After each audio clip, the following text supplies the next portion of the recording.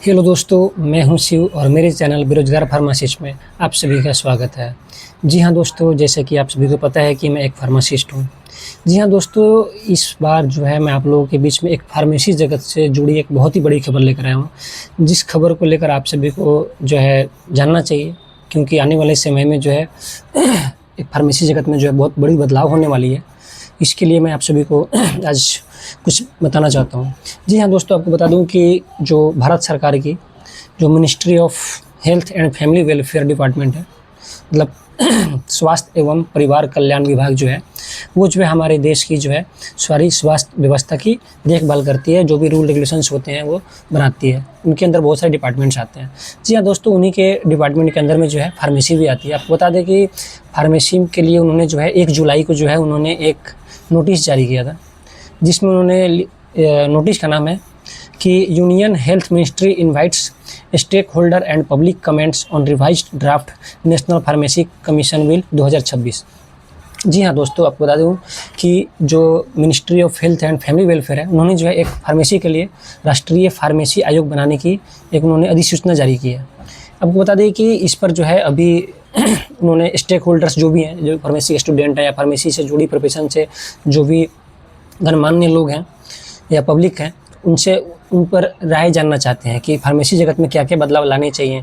और उन्होंने जो है एक अपना मसौदा तैयार किया है, एक बिल ड्राफ्ट किया है। बिल के अंदर बहुत सारी चीज़ें उन्होंने जो है बदलाव लाने के लिए एक उन्होंने सारी सूचना तैयार की है।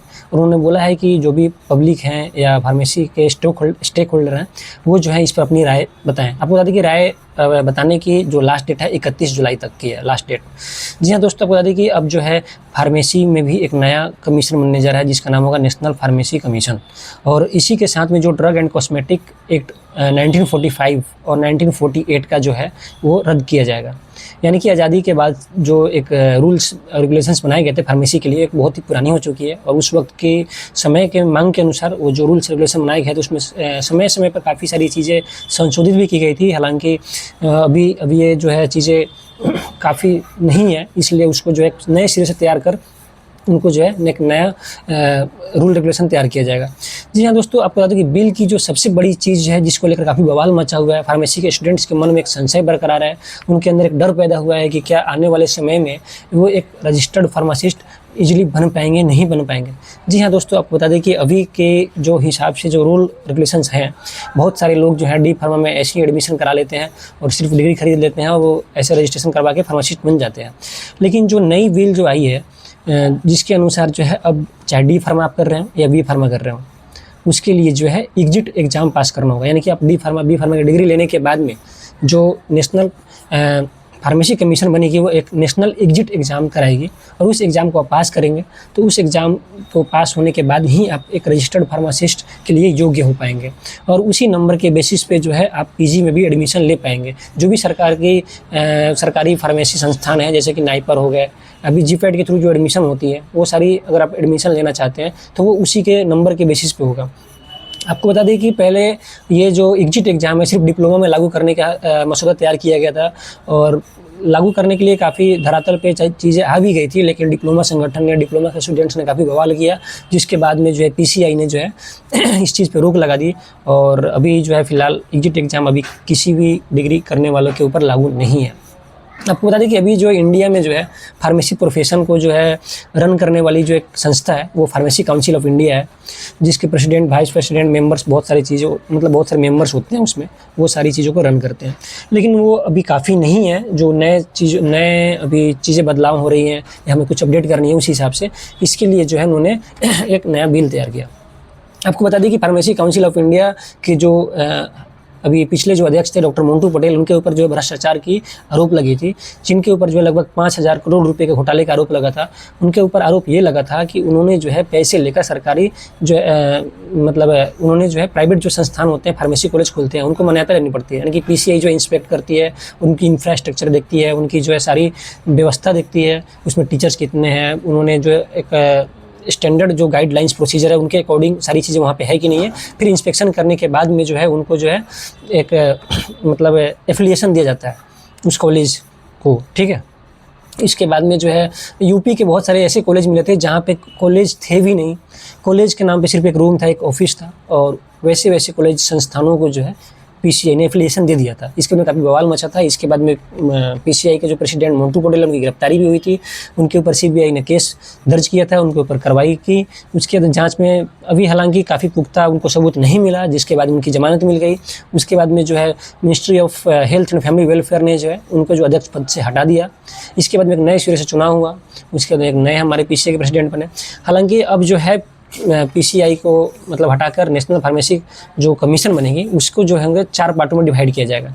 जी हाँ, जो पहला जो पार्ट होगा फार्मेसी एजुकेशन बोर्ड, यानी कि मॉडर्न सिस्टम, जो हम एलोपैथी मेडिसिन के बारे में पढ़ते हैं, उस एक पार्ट जो है यानी कि एक जो विभाग है, जो 4 विभाग बनेंगे उसके अंदर में एक विभाग जो है मॉडर्न सिस्टम, जो एलोपैथी सिस्टम है, उसकी जो है रूपरेखा तैयार करेगी कि क्या स्टैंडर्ड गाइडलाइंस होनी चाहिए, क्या सिलेबस होनी चाहिए, इन सारी चीज़ों को वो देखरेख करेगी।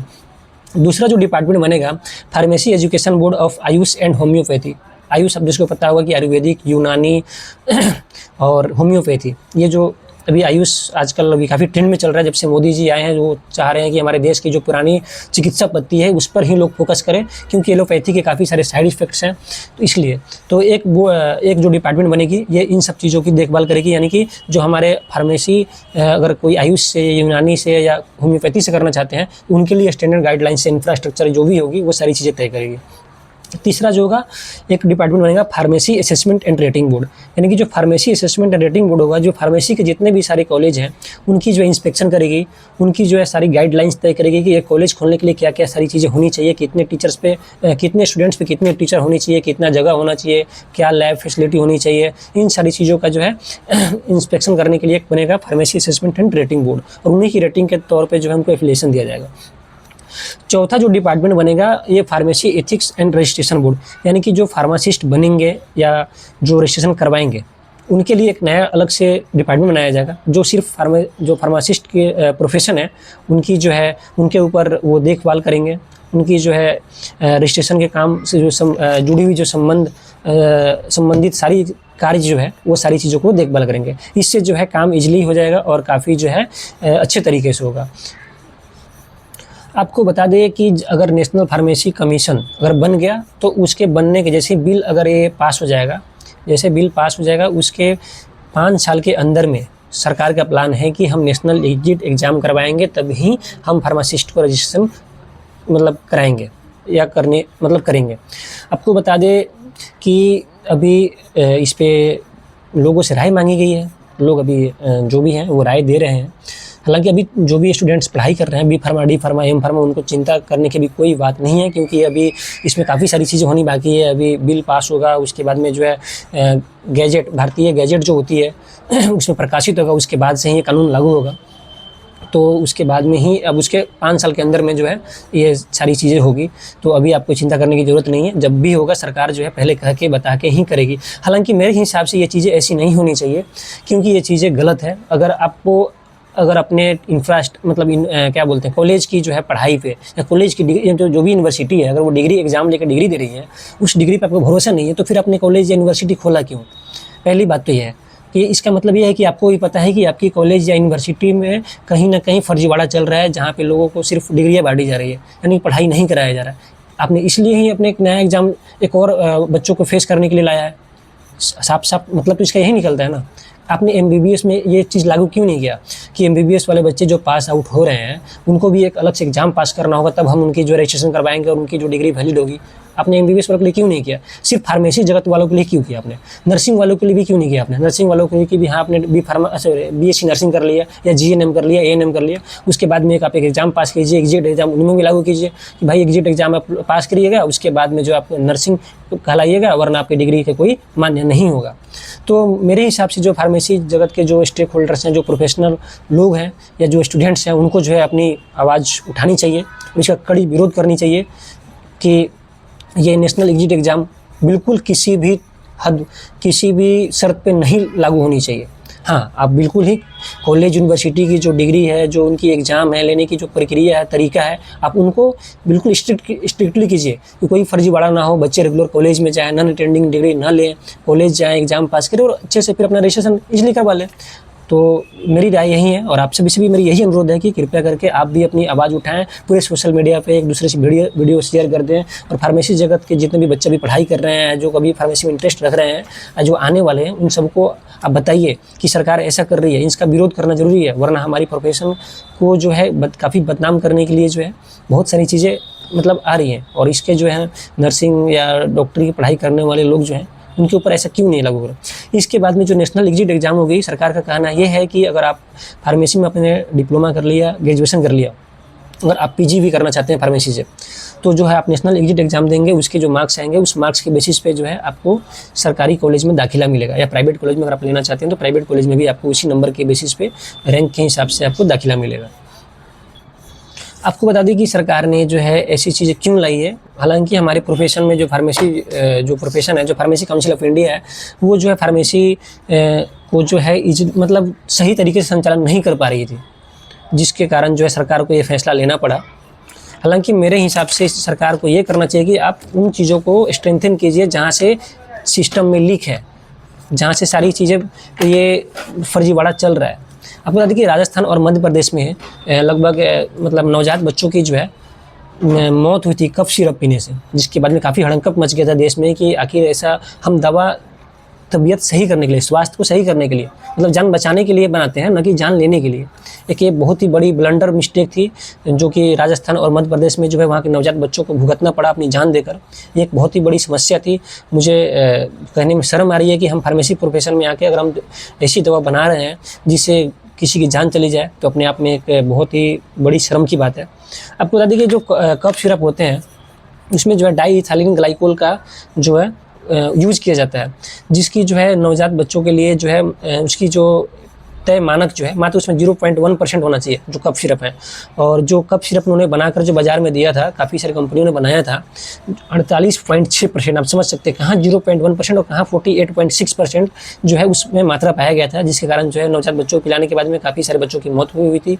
आपको बता दें कि सिर्फ अपने देश में ही नहीं, अपने देश की बनी हुई दवा अफ्रीकन देश में भी गई थी, वहाँ पे भी जो है काफ़ी सैकड़ों बच्चों की जो है मौत हो गई थी ये कफ सिरप पीने से। और मध्य एशिया में भी वहाँ पे भी काफ़ी बच्चों की मौत हुई थी, जिसके बाद में सरकार जो हरकत में आया और उन्होंने जो है फार्मेसी जगत में बदलाव करने की उन्होंने विचार की। और जब से मंटू पटेल का जो एक फर्जीवाड़ा का जो न्यूज़ खबर सामने आई, उसके बाद में भी और इस प्रोफेशन को जो है चेंज करने की सरकार को जो है नीड पड़ी। तो उम्मीद करता हूँ कि आप सभी मेरी बातों को समझ रहे होंगे। मोटा मोटी जो 55 पेज का जो बिल है उन्होंने जो अभी ड्राफ्ट किया है, इसमें जो है निचोड़ मैंने आपको बता दिया है कि जो बदलाव होने वाली है मेनली यही होने वाली है।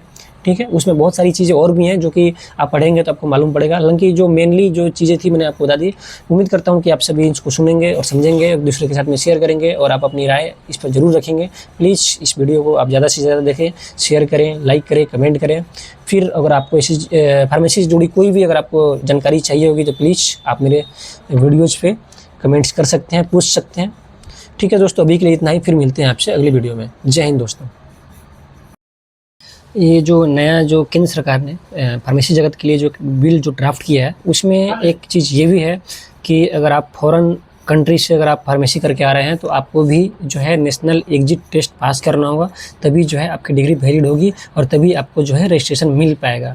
जी हाँ दोस्तों, आपको बता दें कि अभी तक ये जो ऐसा नियम था सिर्फ अभी एमबीबीएस वालों के लिए था कि जो भी एमबीबीएस बाहर से कर रहे हैं, फॉरेन कंट्री से कर रहे हैं, अगर वो भी अब इंडिया में प्रैक्टिस करना चाहते हैं और इंडिया में अपनी डिग्री को मान्यता दिलवाना चाहते हैं तो उनको जो है FMGE एग्ज़ाम जो है पास पहले करेंगे, उसके बाद में ही जो है उनकी डिग्री को जो है वैलिड माना जाएगा। FMGE जो एग्ज़ाम होती है मतलब फॉरेन मेडिकल ग्रेजुएट्स एग्ज़ाम, अगर वो पास करेंगे तभी उनकी डिग्री जो है वैलिड होगी। हालांकि ये चीज़ सही है कि अगर कोई भी देश के बाहर से अगर फार्मेसी करके आ रहा है तो उनको एग्ज़ाम पास करना होगा, तभी देश में जो उनकी डिग्री वैलिड मानी जाएगी। एक चीज़ सही है, लेकिन देश के अंदर से जो कर रहे हैं अगर उनके लिए भी अगर एग्ज़ाम होगा तो बिल्कुल ही गलत चीज़ है, क्योंकि आपको अपने देश की जो संस्थान है, जो कॉलेज या यूनिवर्सिटी है, उनके ऊपर आपको जो है भरोसा नहीं है या उनकी डिग्री के जो है आपके लिए कोई मायने नहीं रखता है कि अगर उन्होंने पढ़ा के एग्ज़ाम लेके अगर उन्होंने डिग्री दिया है तो इसका कोई मतलब ही नहीं है फिर। तो उम्मीद करता हूँ आप सभी इस चीज़ को समझेंगे।